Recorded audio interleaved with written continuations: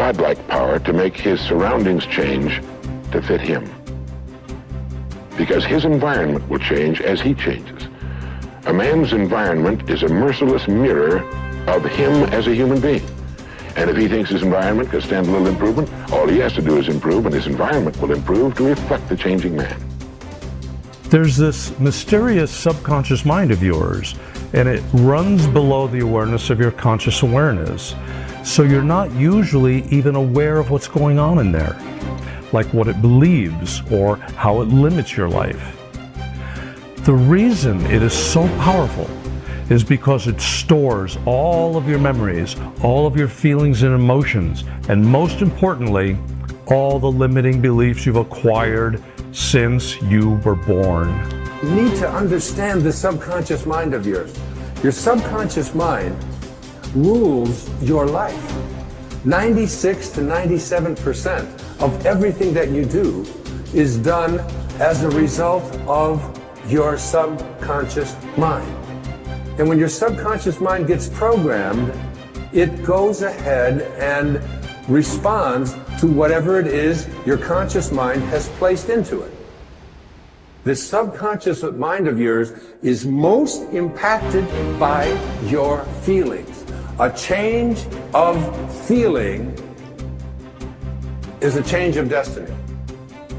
I think that we define reality with our senses, and I think that is one of the biggest delusions. So the fundamental question is, can you believe in a future that you can't see or experience with your senses yet, but you've thought about enough times in your mind that your brain has literally changed to look like the event has already occurred? Now, the latest research in plasticity says that's absolutely possible.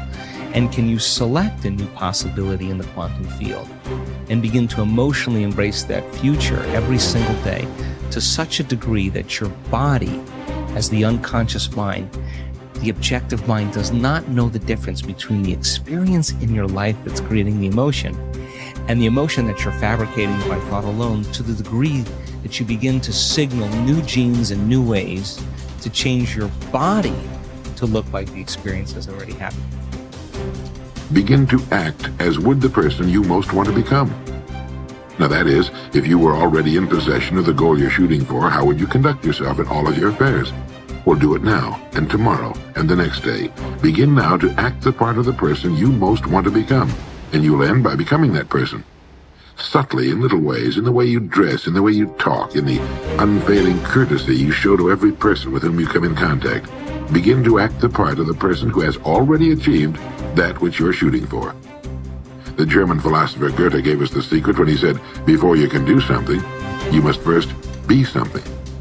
When you behave like the person you most want to become, the things that person would have will tend to come to you. It's simply cause and effect. Don't be in too big a hurry. It takes longer to build a skyscraper than a chicken coop. Build slowly, steadily, and well. Then when you make it, you'll keep it. You'll stay on top. Your self-concept is your operating system. Everything that you produce on the outside is determined, modified, affected in some way by your self-concept. You cannot change what is being produced on the outside without changing your operating system. You always perform on the outside based on how you think on the inside. Now there are laws. The law of belief says that your beliefs become your realities. But the things that you believe may not necessarily be true. However, if you believe them intensely enough, they will become true for you. The law of attraction says that you attract into your life people and circumstances in harmony with your own thoughts. And your own thoughts may be positive or negative. They may be uplifting or depressing, but whatever, you'll attract people and circumstances just like them. The law of expectation says that your expectations tend to become your own self-fulfilling prophecies. In other words, what you expect to happen usually does. For instance, your expectations could be that you are destined to have an extraordinary life and be extremely successful. Is that no matter what happens, it's all part of a learning process that is leading you inevitably to great success, happiness, and accomplishment. And if you absolutely expect that to be true, if that's your fundamental belief, then over time that will become true. You'll be able to throw off the ups and downs of life. You'll be able to ignore the negative influences around you. If you confidently expect to be a great success, then by gum, you sure will be. No matter what people tell you, you just say, well, it'll be all right. Everything will work out fine. And we know that an attitude of confident expectation is a hallmark of highly successful people. They just expect to succeed more than they fail. They expect to keep making progress. They just confidently expect it. And surprise, surprise, your expectations affect your realities. What you experience on the outside is determined by how you think on the inside. As they say, you are not what you think you are, but what you think you are. Here's 2 excellent questions to jot down. And this is for mature people now, because these are kind of tough questions, especially one. Here's the first question. What's got you turned on? That's a good list to make. Here's what's got me turned on. Here's what's got me up early, staying up late, maximizing my abilities all day long. Here's the list of what's got me turned on. Now here's the next question. What's got you turned off? How come you don't have the zest and the vitality and the appetite for daily accomplishment? I started making a list of the things that had me turned off. And once I got that settled and then started making a list of what had me turned on and what would turn me on in the future, my life has never been the same. It was like a revolution, a personal revolution, a 180-degree turn. I can't say it's strong enough. It's easy to get lazy in designing the day and designing the year and designing the future and designing what you want to accomplish and just cross your fingers and hope it'll all work out, that the favorable winds will blow it all your way. I'm telling you, it's not going to happen. So this is part of the exercise. It's just, buckling down, making this list. And you got to continue this long after we've, turned out the lights and we've all gone home. Keep this up. And one of the best ways to keep it up, I've already covered yesterday, is what? Teach it. Key is to teach it. Jan was right. You don't need recognition. Just go give everybody you can think of that deserves it recognition. And your own self-satisfaction is recognition. Now, if they never put a crown on your head, who cares? One of the great rules, by the way, one of the most important of all principles, is to challenge your self-limiting beliefs. You see, we are all plagued by self-limiting beliefs. Beliefs that we tell ourselves, things that we tell ourselves to hold ourselves back. We hold ourselves back with self-limiting beliefs. We tell ourselves that we're limited in some way, when in reality, not true at all. In fact, Ernest Holmes, the great metaphysician, once said that all negativity is rooted essentially in the frustration of potential. People feel that they're capable of doing vastly more. Nelson Mandela said, our great problem is not that we feel that we are powerless, but that deep down inside we feel that we are powerful beyond measure. Which brings us to all performance, all improvement in personal performance begins with an improvement in your self-concept, in your beliefs about yourself. Good thinkers always prime the pump of ideas.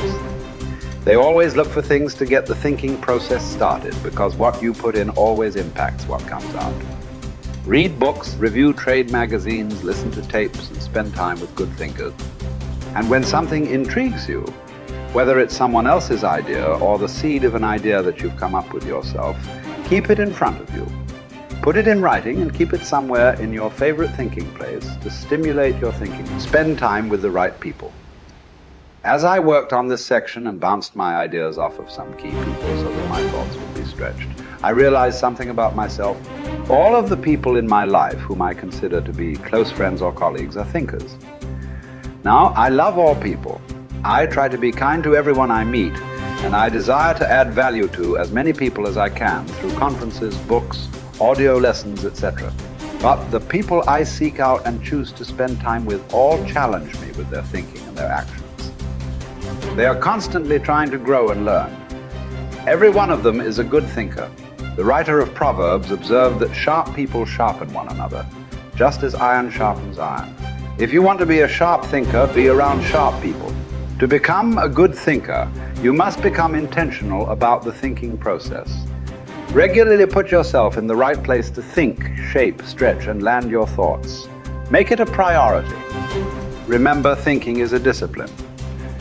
No matter what you choose to do, go to your thinking place, take paper and pen, and make sure you capture your ideas in writing. Ideas have a short shelf life. You must act on them before the expiration date. World Walleye Flying Ace Eddie Rickenbacker said it all when he remarked, I can give you a 6-word formula for success. Think things through. The follow through. to start the thinking process, you cannot rely on your feelings. In Failing Forward, I wrote that you can act your way into feeling long before you can feel your way into action. If you wait until you feel like doing something, you will likely never accomplish it. The same is true for thinking. You cannot wait until you feel like thinking to do it. However, I've found that once you engage in the process of good thinking, you can use your emotions to feed the process and create mental momentum. Try it for yourself. After you go through the disciplined process of thinking and enjoy some success, allow yourself to savor the moment and try riding the mental energy of that success. If you're like me, it's likely to spur additional thoughts and productive ideas. One good thought does not make a good life. The people who have one good thought and try to ride it for an entire career often end up unhappy or destitute. They are the one-hit wonders, the one-book authors, the one-message speakers, the one-time inventors who spend their life struggling to protect or promote their single idea. Success comes to those who have an entire mountain of gold that they continually mine, not those who find one nugget and try to live on it for 50 years. To become someone who can mine a lot of gold, you need to keep repeating the process of good thinking.